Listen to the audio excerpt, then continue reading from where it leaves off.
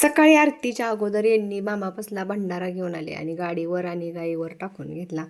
आणि ती जी हार आहेत त्यांच्या हातात ती मामांच्या म्हणजे मामांना घातलेलंच आहे ते.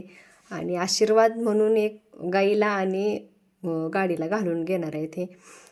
कारण चांगलं असतंय देवाच्या चरणातलं जर काय आपल्या गाडीला किंवा गाईला घातलं तर चांगलंच आहे की. आणि आज मामांची मेंढरं आमच्या गावातनं आणि आमच्या मळ्यातनं जाणार आहेत दुसऱ्या गावात. आणि मेंढरी इतके दिवस होती की दिवस कुणीकडे गेलं तेच कळलं नाही. नंतर ना गेलो आरतीला, आरती सुरू झाली ती.